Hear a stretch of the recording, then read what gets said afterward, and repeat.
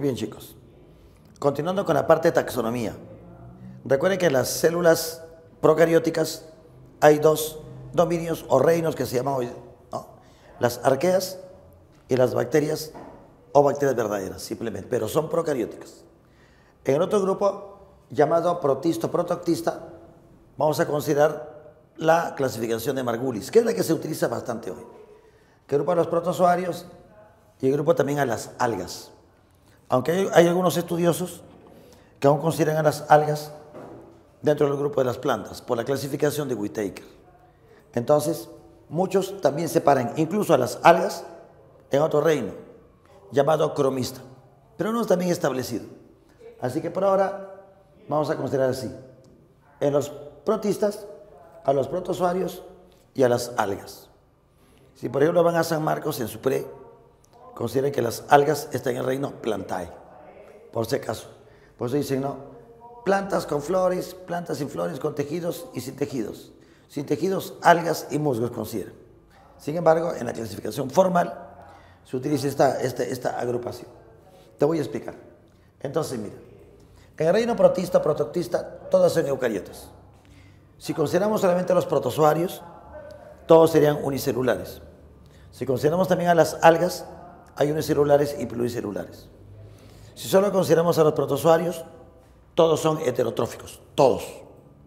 Van a ingerir, hacen nutrición heterotrófica o lozoica, porque ingieren por fagocitosis en muchos casos. Mientras que las algas son autótrofas, fotosintéticas, si consideramos también a las algas. Entonces podríamos tener un grupo bastante diverso, ¿no? Un grupo polifilético, es decir, un grupo que tiene varios orígenes. En la clasificación de Haeckel, agrupa solamente a los protozoarios, ¿no? Como te comentaba. Y la de Margulis deben considerar a las algas. Entre los protozoarios, todos los protozoarios van a ser unicelulares. No hay protozoarios pluricelulares. Y todos acaban a ser heterótrofos. Es decir, consumidores de materia orgánica. Incluso algunos van a ser parásitos. Podríamos clasificarlos de modo muy sencillo por su forma de movimiento, por su forma de locomoción. Observa. Se llaman mastigóforos a los que van a tener flagelos como forma de locomoción. Por eso también se le conoce como flagelados. Flagelados. Mastigóforos o flagelos. Mastix significa flagelo, significa látigo. Para que tengas una idea cómo son los flagelados, más o menos tienen esta forma. Con su flagelo puede tener incluso una membrana ondulante. Eso sería el esquema de un flagelado. Con su núcleo, ya que son heterotróficos, con sus organelos. Mitocondrias, retículo endoplasmático liso, rugoso, ribosomas, con tipo de organelos. Esto sería su núcleo. Ajá. Esto sería el esquema, por ejemplo, del Trypanosoma cruzi. Hay varias especies del Trypanosoma. Trypanosoma cruzi, que produce mal de Chagas, una infección que ataca el corazón y que ataca otros órganos, que podría matarte por insuficiencia cardíaca. Trypanosoma cruzi, una enfermedad de zonas tropicales. Ajá, se llama mal de Chagas. Leishmania, hay Leishmania brasiliensis, Leishmania brasiliensis peruviana, que es una subespecie que producen la llamada UTA o leishmaniasis, ¿no? en el viejo mundo. En el Perú le llaman UTA, carcome las mucosas, salen una especie de heridas, ¿no? Como si fueran escoriaciones en la cara, en el cuerpo. La leishmania es la UTA. Entonces el tripanosoma es transmitida por un chinche que se llama chirimacha, ¿no? Leishmania es transmitida por un insecto que le llaman titira. Ajá. Entonces hay varias formas de transmisión biológica. Entonces esos son los flagelados. Trypanosoma cruzi, por ejemplo, ¿no? Como te he comentado. Y Leishmania. El grupo de los sarcodinos son los que van a tener pseudópodos como forma de locomoción. Pseudópodos significa falsas falsas patitas, ¿no? Falsos pies. Las famosas amebas. Cuando ves una entidad, sí, que tiene una forma determinada, con su núcleo, lógicamente, siempre con su núcleo y con sus organelos. Incluso puede hacer fagocitosis de manera muy notable para poderse alimentar. En ese caso, tenemos a las amebas.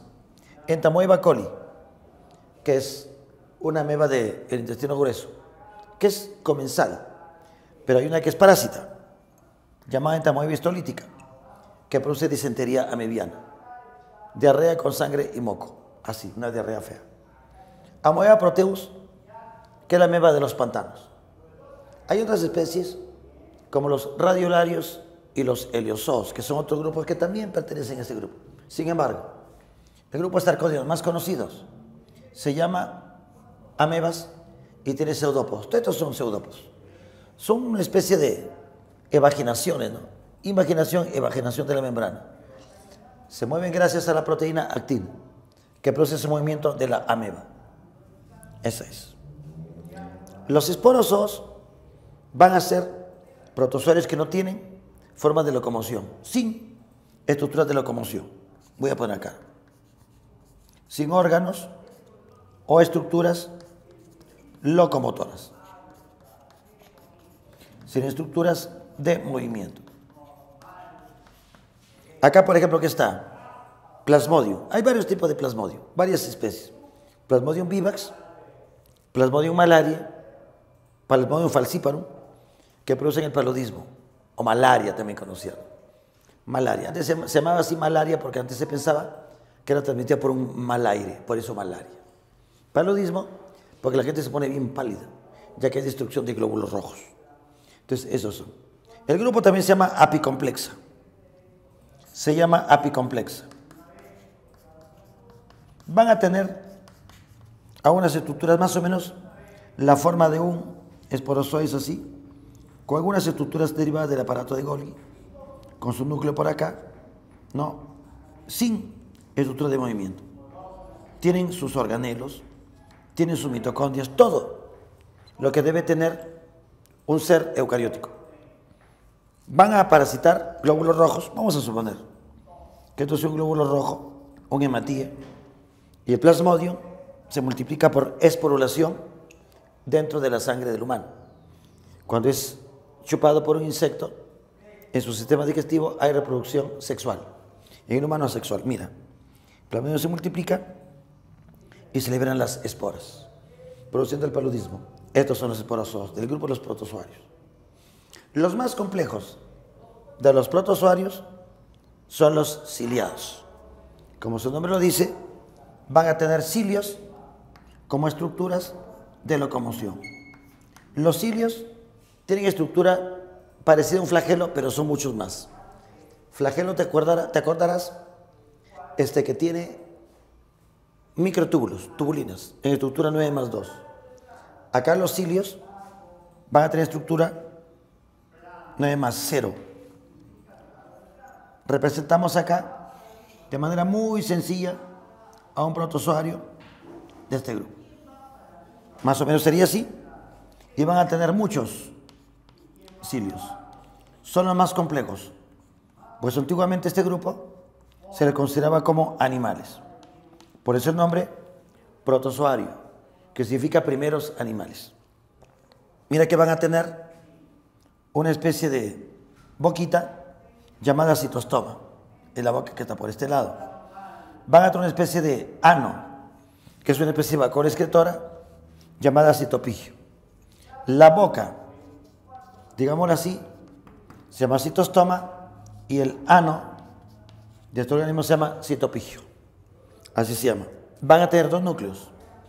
El micronúcleo, que controla la reproducción, y el macronúcleo, que va a controlar el metabolismo y la nutrición. Micronúcleo, macronúcleo. Por eso te comentaba que son bastante complejos. Y si son de agua dulce, van a tener unas vacuolas que van a regular el contenido de agua. Se llaman vacuolas pulsátiles. Si es de agua dulce, Eso evita que estalle por lisis. Entonces aquí tenemos a los 4 grupos más importantes de los protozoarios: flagelados, sarcodinos, esporozoos o esporozoarios y ciliados, que son los más complejos. El otro grupo es el de las algas. En las algas todas son fotoautótrofas. Todas son fotoautótrofas. Y vamos a encontrar acá 2 tipos. Hay algas unicelulares. Acá hay 2 tipos. Unicelulares. Y por acá vamos a poner a las algas pluricelulares, que son las más conocidas de las algas. Las algas unicelulares vamos a considerar 3 grupos acá.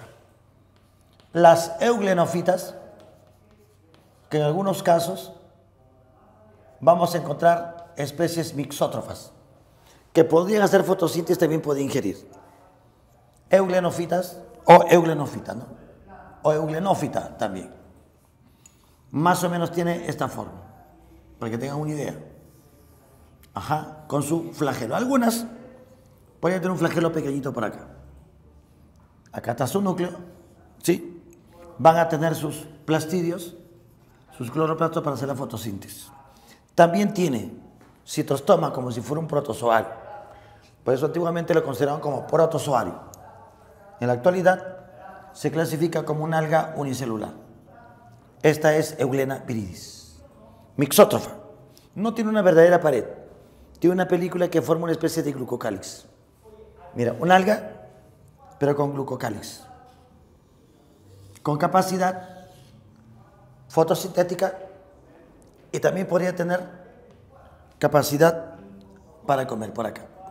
Podría tener por ahí una especie de estructura fotorreceptora, conocida como mancha ocular. Podría tener algunos casos, algunas especies de euglenas. Esas son las euglenofitas.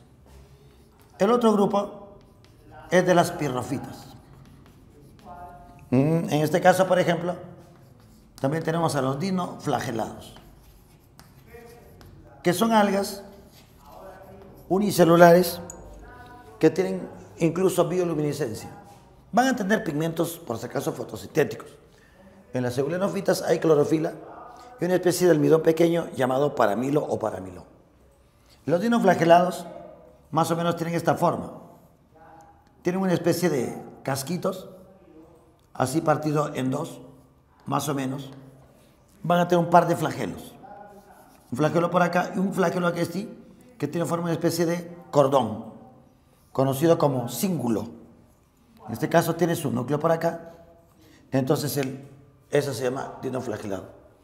Son importantes porque van a producir las famosas mareas rojas, que son tóxicas, también conocidas como aguajes. Tienen clorofila, también tienen pigmento rojo, llamado ficoeritrina. Pero no son algas rojas, son algas pirrofitas, o también llamados dinoflagelados. Las algas más abundantes, las más importantes de las algas, son las crisofitas, también llamadas algas doradas. Las crisofitas son las más abundantes, que forman el fitoplancton. El zooplancton está formado por protozoarios que están llevándose por la corriente, mientras que las crisofitas forman la mayor cantidad del fitoplancton. Crisofitas, también conocidas como algas doradas o pardo doradas, tienen también clorofila y tienen pigmento amarillito también llamado ficosantina. A las algas doradas van a tener diversas formas. Muchas tienen forma así de una navecita, por lo que le llaman navículas, con sus núcleos, sus organelos. Otras tienen forma así medio geométrica, unas así medio romboidal, otras más redonditas. Es decir, tienen una gran diversidad de forma. Tienen pared celular con silicio. Eso las hace diferentes, ¿no? Con silicio. Van a formar la arena de diatomeas o diatomita, que es una especie de polvito que se utiliza para pulir metales. Aportan además silicio. Esas son las diatomeas, o también llamadas crisofitas. Las algas pluricelulares son las más conocidas. Acá tenemos a las famosas talófitas. Acá hay tres grupos importantes. Tenemos las algas verdes, también llamadas clorofitas. El principal pigmento es la clorofila. Y tienen una forma de una lechuguita. Para muchos, las algas clorofitas, son las más abundantes en las orillas, ¿no? Y van a ser importantes incluso. En algunas partes se pueden comer las clorofitas. Y son los ancestros evolutivos de las plantas. A partir de ahí salen la línea evolutiva de las plantas. Siguen siendo clorofilas y salen de las plantas. Una alga de ese tipo, conocida, no así son, parecen una lechuguita justamente, se llama ulva o también conocida como lechuga de mar. La lechuga de mar. La lechuga marina. Hay otro que se llama volvox. También algas, ¿qué cosa? Abundantes. Hay algas que se llaman rodofitas. Las algas rodofitas, también llamadas algas rojas, van a tener un pigmento importante. Tienen clorofila, pero van a tener un pigmento que se conoce como ficoeritrina. Esto se come bastante, por ejemplo, es el famoso yuyo. Es una especie de filamento, ¿no? Como una especie así de... No tiene hojas, no tienen tallos, tienen talo. Más o menos así son esas algas también conocidas como chamisoy. Yuyo o chamisoy.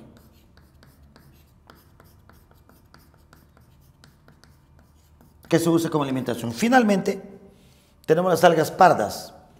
Las algas pardas incluso pueden estar en las zonas bentónicas, también conocidas como feofitas. Estas algas pardas van a estar presentes así. Vamos a suponer que sea las orillas, por acá estaría el fondo bentónico y estas algas pueden formar una especie de anclas.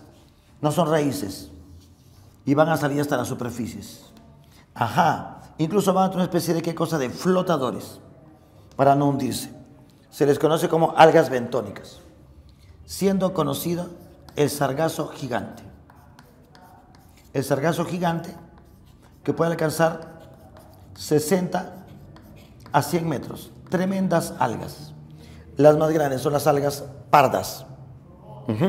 Esta zona se llama bento. Hay unas llamadas laminarias, tremenda cantidad, que forman los bosques de algas. Superficie del tamaño de toda una provincia. Las costas que están frente a California.